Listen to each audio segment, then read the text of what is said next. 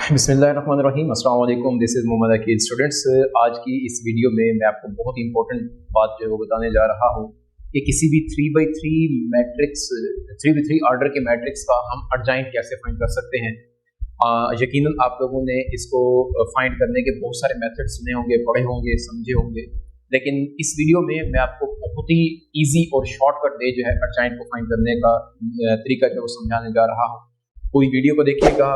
इंशाल्लाह with in 2 minutes मैं आपको सिखा दूंगा कि आप किसी भी 3x3 ऑर्डर के मैट्रिक्स का एडजॉइंट है उसको शॉर्टकट वे से कैसे फाइंड आउट कर सकते हैं। तो देखिए ज़रा इस को स्टार्ट करते हैं। मैंने आपके सामने एक मैट्रिक्स लिखा है यहाँ पर जिसके एलिमेंट्स 1 2 1 -5 0 4 एंड 5 4 0 जो है ये इसके एलिमेंट्स हैं। हमें इसका एडजॉइंट फाइंड करना है और बिल्कुल कोफैक्टर के मेथड से हमने फाइंड नहीं करना, हमने इसको बहुत ही शॉर्टकट वे है। आप वजह से बैठेंगे तो इंशाल्लाह आपको बहुत आसानी से समझ आ जाएगी। सबसे पहले देखें, मैं इसका एडजॉइंट फाइंड करने के लिए ये जो मैट्रिक्स है इसको मैं एज इट इज लिख रहा हूँ। 1 -5 एंड 5 है, 2 0 4 1 4 एंड 0। इसके बाद हम क्या करेंगे कि इसके आगे ये जो पहले दो कॉलम्स हैं हम इनको कॉपी पेस्ट कर देंगे, मतलब 1 -5 एंड 5 आ जाएगा। सेकंड कॉलम भी क्या आ जाएगा हमारे पास 2 0 एंड 4।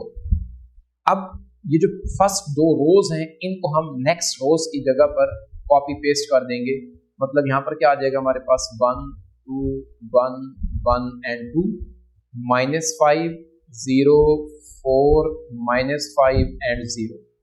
अब जो भी हमारे पास ये मैट्रिक्स बन चुका है इस मैट्रिक्स में से हमने ये जो पहली रो है ये और पहला कॉलम यहाँ से रिमूव कर दें। फर्स्ट रो और फर्स्ट कॉलम को यहाँ से आप स्किप कर देंगे। जो बाकी हमारे पास मैट्रिक्स बच चुका है इसको हमने यहाँ पर करना है क्रॉस मल्टीप्लाई। क्रॉस मल्टीप्लाई मतलब जैसे हम 2x2 ऑर्डर मैट्रिक्स का डिटर्मिनेंट फाइंड करते हैं ना, बिल्कुल ऐसा ही हमने यहाँ पर फाइंड करना है। हर रो और इसकी हर रो के लिए हमने सेम यही वे जो है वो अडॉप्ट करना है। तो अब देखें, जब इसका मैं एडजॉइंट बनाऊंगा तो मेरे पास क्या आ जाएगा, adjoint of A is equal to. अब ये पहले देखें हमारे पास दो रोज को हम क्रॉस मल्टीप्लाई जब कर रहे हैं, 0 मल्टीप्लाई बाय 0 0 -4 4 16, तो यहाँ पर माइनस का 16 आएगा।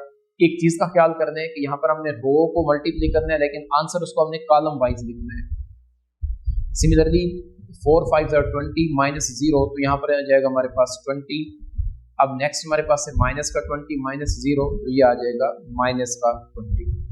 सिमिलरली सेकंड दो रोज को जो हम क्रॉस मल्टीप्लाई करेंगे तो 4 1 4 -0, ये आ जाएगा हमारे पास 4। 0 को 1 से मल्टीप्लाई करें 0 -5, ये आएगा माइनस का 5। 5 2 10 -4, तो ये बन जाएगा हमारे पास 10 -4 इज इक्वल टू 6। आखिरी है हमारे पास रोज को मल्टीप्लीकेशन 4 2 8 -0, यहाँ पर आ जाएगा 8।